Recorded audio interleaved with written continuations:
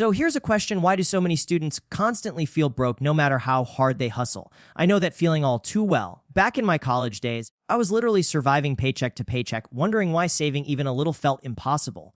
And in today's video, we're breaking down exactly why this happens, the traps students fall into, and most importantly, how you can escape the hand-to-mouth cycle and move toward real financial freedom. Let's get into it. The biggest problem most students face when it comes to money is the hand-to-mouth cycle, a pattern where income comes in, but it's gone almost as quickly as it arrives. Living paycheck to paycheck or allowance to allowance creates a constant feeling of financial suffocation. Students often find themselves counting down the days until the next source of money arrives, whether that's a part-time job paycheck, financial aid, or money from parents. The reason this cycle is so damaging is that it leaves absolutely no room for emergencies, no margin for saving, and no mental peace. Every time money comes in, it feels like relief, but within days or even hours, it's gone to rent, food, bills, and small spending that adds up. And then the waiting begins again. The stress compounds because it's not just about money. It's about the feeling of having no control over your financial life, which leads to anxiety, poor decision making, and even avoidance of thinking about money altogether. That avoidance becomes part of the trap because if you never face the issue, you can never break out of it. The solution to the hand-to-mouth cycle is not necessarily earning more right away, though that can help, but learning how to build a buffer, even with limited income. Students often believe they don't make enough to save, but the truth is that saving is less about how much you earn and more about how you allocate. The first step in breaking the cycle is creating awareness. Tracking every dollar, even just for 1 week, opens eyes to where money actually disappears. For example, buying coffee every morning may not feel like a big deal, but over a month that's 60 to 100, money that could instead go into a small savings cushion. Once awareness is there, the next step is building the habit of paying yourself first, even if it's just 5 or 10% of every dollar that comes in.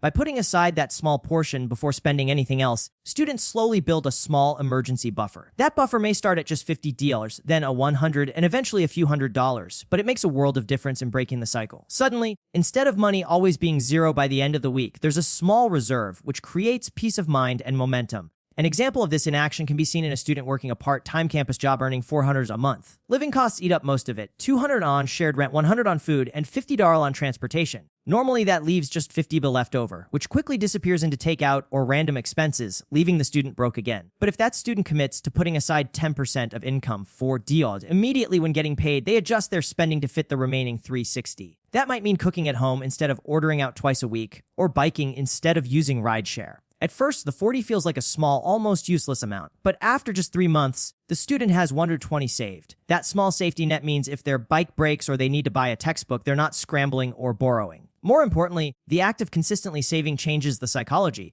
They no longer see themselves as someone who is always broke, but as someone who is building. And that shift is the real beginning of financial freedom. By starting with awareness, building small habits, and proving to themselves that they can escape the paycheck to paycheck trap, the student lays the foundation for bigger financial wins down the road. The second trap students fall into is hidden money leaks. Those small, daily spending habits that don't seem like much in the moment but drain their budgets over time. The problem is that most students don't recognize these as financial traps because they've become normalized in college culture. Buying coffee before class, grabbing fast food between lectures, upgrading apps with just 5 subscriptions, or using rideshare instead of walking. It all feels harmless and necessary. But what happens is that these expenses pile up quietly, almost invisibly, until suddenly there's nothing left to show for the money that came in. Students often tell themselves, I don't spend that much, so why am I always broke? Without realizing that 10 small purchases each week easily add up to hundreds of dollars each month. This creates a dangerous illusion of being careful with money while actually bleeding cash through convenience and impulse-driven spending.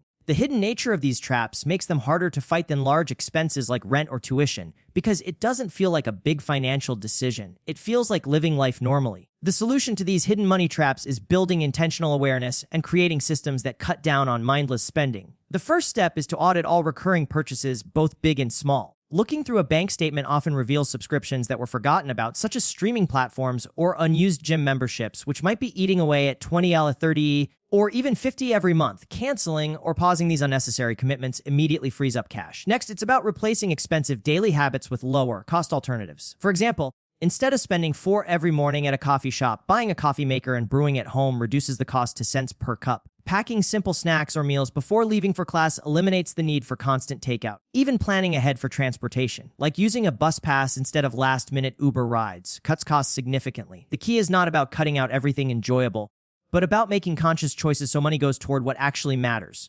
by creating friction for unnecessary spending. For example, deleting food delivery apps or leaving credit cards at home. Students reduce the temptation to spend mindlessly. Over time, these small behavioral changes lead to hundreds saved, which can then be redirected towards savings or debt reduction. An example of this can be seen in a student named Sarah, who constantly felt like her $600 monthly part-time income was disappearing. She was convinced she wasn't a big spender because she never bought expensive items or luxury goods. But after tracking her spending for 1 month, she discovered that she had been spending $120 on food delivery, $6 on coffee shops, and $45 on unused subscriptions, a total of $225, or nearly 40% of her income. Once she saw the numbers clearly, she decided to make small, realistic shifts. She canceled 2 subscriptions she hadn't used in months, saving $30 instantly. She bought a $25 coffee maker and started brewing at home, which brought her coffee costs down to under $10 per month. Finally, she committed to cooking at home 3 nights a week, reducing her food delivery bill to just $40. Within the first month of making these changes, Sarah had already saved over $150. By the end of 3 months, she had set aside a $40.50, money that previously would have slipped through her fingers without notice. What's powerful about Sarah's story is not just the money saved, but the realization that she had far more control than she believed. Instead of feeling trapped by her income,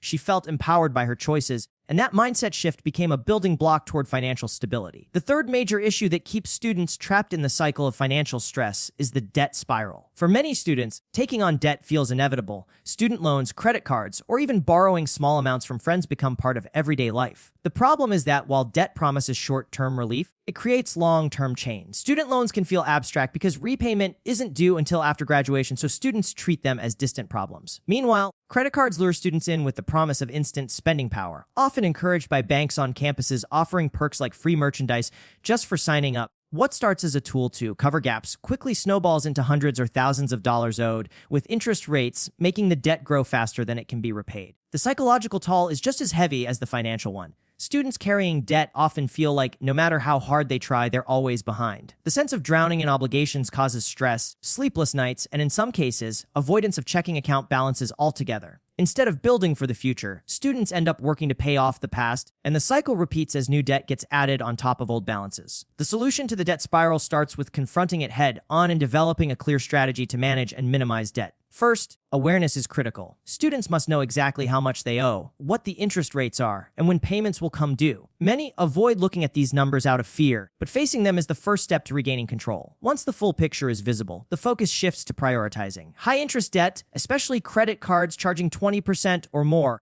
should be tackled aggressively, even if it means making temporary sacrifices elsewhere. Paying just the minimum is a trap because it keeps balances lingering while interest compounds. Instead, funneling any extra income, whether from part-time jobs, side gigs, or cutting expenses, toward high-interest balances reduces long-term costs dramatically. At the same time, students should avoid adding new debt by setting strict boundaries, such as only using a debit card for daily purchases and leaving credit cards for emergencies only. For student loans, while it's not always possible to make large payments during school, even small payments toward interest can prevent balances from ballooning. Creating a realistic budget that prioritizes debt repayment alongside savings ensures that progress is being made on both fronts. The key isn't to eliminate all debt overnight, but to stop the spiral from growing and to build the discipline that prevents falling back into the cycle after repayment begins. An example of this can be seen in a student named Mark, who had accumulated first $200 in credit card debt by his second year of college. At first, he told himself he would pay it off later, once he had a better job, but the interest kept piling up, adding nearly $25 a month. Soon the balance felt unmanageable, and he began to panic every time the bill arrived. After finally sitting down and confronting his situation, Mark created a simple plan. He picked up an extra weekend shift at his part-time job, which brought in an additional $150 per month. He cut his subscription services in half and limited his food delivery, freeing up another $75. With $225 of new cash flow, he committed to paying $200 per month toward his credit card debt instead of the minimum $40. Within 6 months, his first $200 balance was gone, and he had saved himself hundreds in future interest. More importantly, he learned the power of tackling debt early and with discipline. Once the card was paid off, Mark decided to keep using the same $200 monthly payment, but instead of sending it to the credit card company, he redirected it to a savings account. Within another 6 months, he had $400 saved, creating a financial cushion instead of a burden. Mark's journey illustrates how facing the debt spiral directly, cutting expenses strategically, and committing to consistent repayment can completely flip a student's financial outlook from hopeless to hopeful. One of the most overlooked problems that keeps students financially stuck is mindset. Many approach money with a survival mentality, focusing only on making it through the week or the month. This short-term thinking is understandable because when income is tight, It feels impossible to think about anything beyond immediate needs. The problem with staying in this mindset is that it blinds students from seeing the bigger picture of how their daily decisions shape their financial future. When every dollar is seen as something to spend now, opportunities for saving, investing, or building skills that generate future income are ignored. This creates a cycle where students repeat the same behaviors year after year, never moving forward because they're stuck in reaction mode. They view money as something that controls them instead of something they can control. Over time, this survival mindset can breed resentment, stress, and the belief that financial freedom is only for people with wealthy backgrounds or lucky breaks. The solution begins with shifting from a survival mentality to a long-term growth mentality. This change doesn't require a sudden increase in income, but rather a shift in perspective. Instead of asking, "How do I make this money last until next week?" students should start asking, "How can I make decisions today that improve my financial situation 6 months from now?" It's about reframing money as a tool rather than a burden. One way to build this mindset shift is through goal setting. Creating small but meaningful financial goals, like saving $100 in a month or paying off a small debt, gives students something tangible to work toward and shifts their focus from immediate gratification to progress. Another powerful method is exposure to financial education. Reading personal finance books, watching videos, or listening to podcasts introduces students to new ways of thinking about money and provides strategies they may not have considered. Building the habit of planning ahead, even in small ways, creates a sense of control and confidence. For example, instead of saying, "I can't afford to save," the mindset shift is, "I'll save a little now so I can afford more later." When students see money as a long-term game, every choice, whether to spend, save, or invest, becomes part of building a better future instead of just surviving the present. An example of this shift can be seen in a student named Aisha, who was always caught in the cycle of scraping by each semester. She worked a part-time job, but her income disappeared almost instantly into rent and food. For years, she believed financial stability was impossible until after graduation. Then she attended a personal finance workshop where the speaker challenged her to set one small, long-term financial goal. Aisha decided her goal would be to build a $500 emergency fund within 1 year. At first, the idea felt overwhelming, but she began by saving just $10 a week from her job. She tracked her progress on a chart and celebrated each milestone, 100, then 200, then 300. Along the way, she realized that by planning ahead, she could cut unnecessary expenses like late night food delivery, which freed up even more money to save. Within 10 months, she reached her 500 goal. The real breakthrough wasn't just the emergency fund itself, but how her mindset transformed. She no longer felt powerless with money, but instead saw herself as someone who could set financial goals and achieve them. This shift inspired her to start learning about investing and to plan for the future rather than just surviving semester to semester. Ayesha's example shows that by reframing money as a tool for growth and shifting from short-term survival thinking to long-term planning, students can completely change their financial trajectory and begin building the foundation for real financial freedom. Another problem that keeps students stuck in financial stress is the lack of practical money management skills. Schools rarely teach personal finance.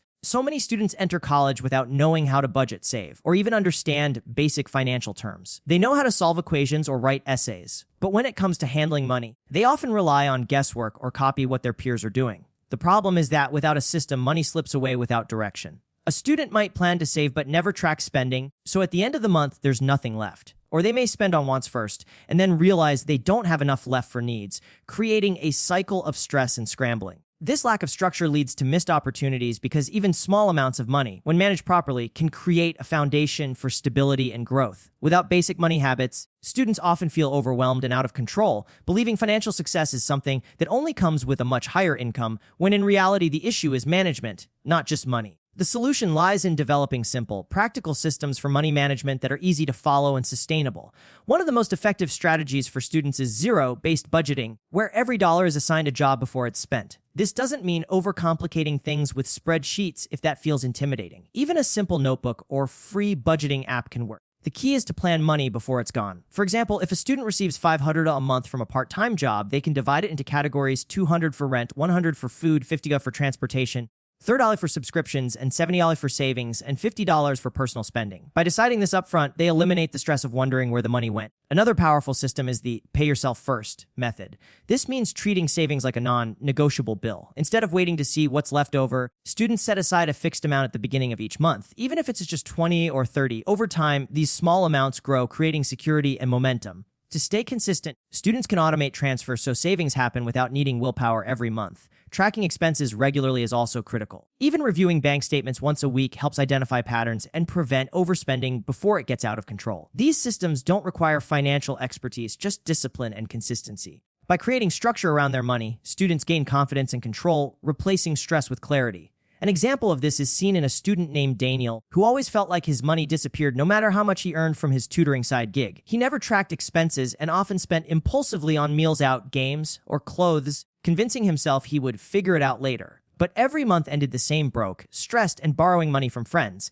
After learning about zero-based budgeting, Daniel decided to try it with his $600 monthly income. He wrote out his fixed expenses: $250 for housing, $100 for groceries, $50 for transport, $40 for subscriptions, and then gave himself $60 for personal spending and committed $100 to savings. At first, sticking to this plan was difficult, but within 2 months, he noticed a difference. Instead of scrambling, he always knew exactly how much he had for each category. By paying himself first, he built up $200 in savings, something he never thought possible before. The structure also forced him to make smarter choices, like cooking at home and canceling a subscription he rarely used, to stay within his categories. After 6 months, Daniel had not only saved $600, but also felt far more in control of his money. What changed wasn't just the amount he earned, but the system he put in place to manage it. This gave him peace of mind and the confidence to start planning for bigger goals, like investing in a certification course that could boost his income. Daniel's story shows that with simple systems, even modest earnings can be transformed into real financial progress when managed with intention and discipline. The final and most important challenge students face is breaking out of the cycle entirely and building a path toward lasting wealth. The problem is that many students believe financial freedom is something that comes much later in life, after graduation, after landing a high-paying job, or after years of struggle. Because of this belief, they delay taking action now and remain stuck in patterns of paycheck to paycheck living, hidden money leaks, and mounting debt. They underestimate the power of starting small and early, convincing themselves that there's no point in saving or investing when they only have a few extra dollars. This mindset keeps them from creating the habits that eventually build wealth. Another layer of the problem is that students often compare themselves to peers who may appear to have more money or better financial support from family, which fuels discouragement. This comparison trap creates a sense of hopelessness and prevents them from realizing that financial independence is built step by step, regardless of starting point. Without a clear roadmap, students drift aimlessly through their financial lives, surviving rather than building, and they miss the critical window of time when compounding and good habits can have the most impact. The solution is to take intentional action to break the cycle and begin building wealth right now, not someday in the distant future. The first step is to establish a financial foundation through emergency savings, which provides security and breaks the constant dependence on each paycheck. Even a few $100s set aside acts as a buffer against unexpected expenses. From there, students can begin exploring simple investment options like index funds, which don't require large sums of money or deep financial knowledge. The key is consistency. Putting away a small amount regularly, even 20 or 30 hours a month, begins the habit of investing and allows compound growth to work over time. Building wealth also requires focusing on increasing income, not just cutting expenses. This can mean developing marketable skills, freelancing, tutoring, or taking internships that open doors to higher paying opportunities. By viewing money as a tool to create options rather than just something to spend, students can shift from reactive to proactive. Another important element of breaking the cycle is surrounding oneself with the right environment. Being around peers who also care about money management, joining finance communities, or learning from mentors helps reinforce good habits and provides motivation to keep going. Ultimately, breaking the cycle is less about one big move and more about creating systems, habits, and a mindset that prioritizes long-term financial health over short-term convenience. An example of this can be seen in a student named Jason, who grew up believing that financial freedom was only possible for people with wealthy families or six-figure jobs. He spent most of his college years bouncing between part-time work and scrambling to cover bills. But after a conversation with a mentor, he decided to try a different approach. Jason set a goal to save $500 for emergencies within 6 months by cutting small expenses and taking on weekend freelance projects. Once he hit that goal, he redirected his efforts toward investing, opening a low-cost index fund account and committing just $30 a month. At first, the balance seemed insignificant, but after a year, he had over $360 invested, and for the first time, he felt like his money was working for him instead of disappearing. Alongside this, he focused on skill development, learning graphic design, and taking small freelance jobs that gradually grew into a steady side income. Within 2 years, Jason not only had a growing investment account and a reliable emergency fund, but also a skill set that positioned him for better, paying opportunities after graduation. More importantly, his mindset had shifted completely. He no longer saw himself as stuck in survival mode, but as someone actively building wealth and freedom. Jason's story proves that breaking the student trap doesn't require waiting for the perfect moment or a huge paycheck. It requires starting with what you have, building habits, and committing to progress step by step until the cycle of living hand to mouth is finally replaced with a path toward financial independence. So quick recap, we talked about why students get stuck in the hand-to-mouth cycle, the hidden money leaks that drain your wallet, the dangerous debt spiral, the survival mindset that holds you back, the practical systems you can use to take control, and finally, how to actually break the cycle and start building wealth early. If this video gave you value, make sure to smash that like button, subscribe for more, and drop a comment below about which trap you've struggled with most. I read every single one. And don't miss the next video, where I'll show you the exact step-by-step plan to go from zero savings to your first $1,000 of. It's way easier than you think, and you don't want to miss it.